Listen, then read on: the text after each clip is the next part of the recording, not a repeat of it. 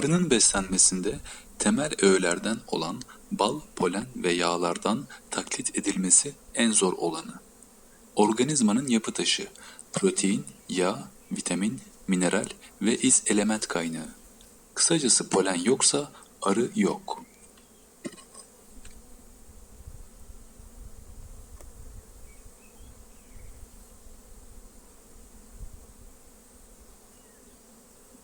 Arı yaşamında hayati bir öneme sahip olan polen, peteklerde depolanmak için kovana getirilirken tuzak yardımıyla arının ayağından düştüğü gibi geri sayım başlıyor. Arıcı tarafından kovandaki polen tuzağı kullanılarak polen çekmecesine düşürülen ve son derece hassas olan bu çiçek tozları saatler içerisinde besin değerlerinde kayıplar yaşayabiliyor. Hatta bir gün sonra değerleri tamamen sıfırlanabiliyor.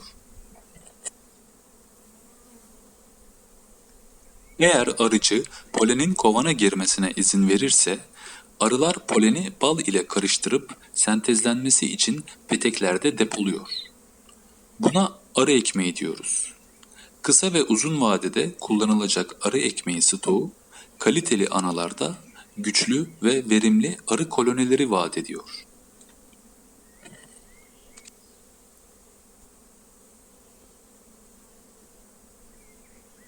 Arıcı poleni toplamayı tercih ettiğinde ise sağlaması gereken şartlardan biri derin dondurucular. Arı beslenmesinde kurutulmuş polen kullanılmadığı için polenin günlük olarak toplanıp kurutulmadan derin dondurucuya konması gerekiyor.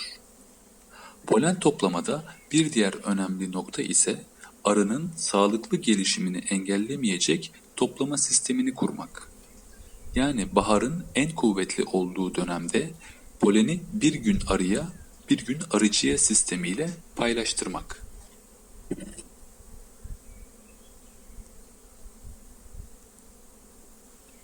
Bölgemde olduğu gibi yaz ve sonbahar mevsimlerinde 3-4 aya varan yağmursuz, kurak dönemler yaşanabiliyor. Bu tehlikeli doğal şartlar arı beslenmesinde bir kıtlık dönemi oluşturuyor. Bu kıtlık, arı yaşamında çok önemli olan kış öncesi genç nüfus yetiştirmede riskli durum olarak karşımıza çıkıyor.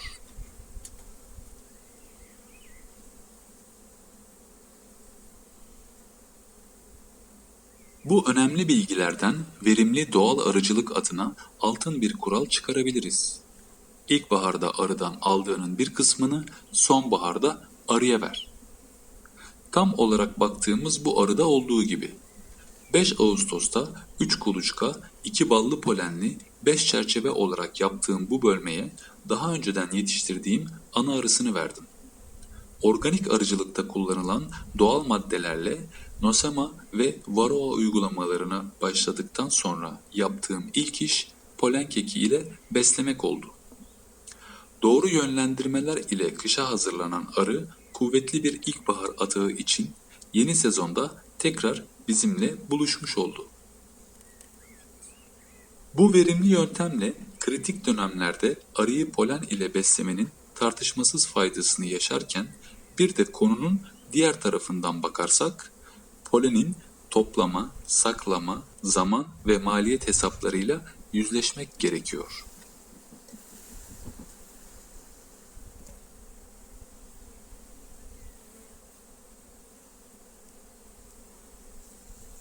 İşte bu noktada sorunun çözümünü yine arıda buluyoruz ve karşımıza alternatif etkili bir çözüm yöntemi çıkıyor.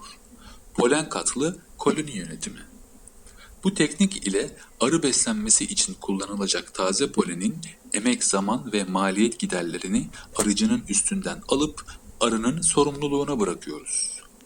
Polen katı hem arıcı için olumlu olurken hem de arının kritik yokluk dönemlerinde koloninin gelişimini olumsuz etkilemeden devam etmesini sağlıyor.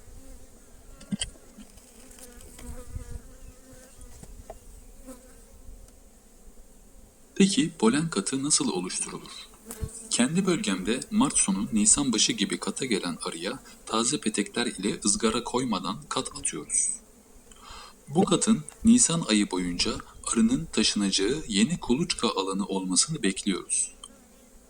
Alt kattaki ilk kuluçka alanı boşalmaya başladığında ananın tekrar alt kata yumurta atmasını engellemek için polen katı ile yeni kuluçka katı arasına ızgara atıyoruz.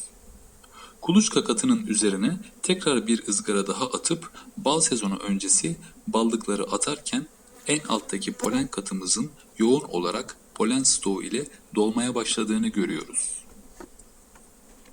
Böylece yaz ve sonbaharda yaşanacak olan polensiz günlerde koloni kuluçka faaliyetini kısıtlamadan yoluna devam ediyor. Üstelik bu avantajı herhangi bir polen beslemesi yapmadan elde ediyoruz.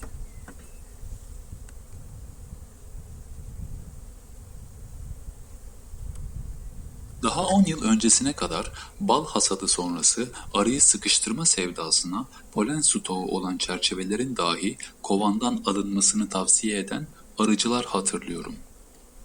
Klasik bir soru olan zengin flora çeşidine sahip ülkemizde kovan başı bal rekortesi neden bu kadar düşük sorusuna sağlam cevaplardan bir tanesi de bu olsa gerek.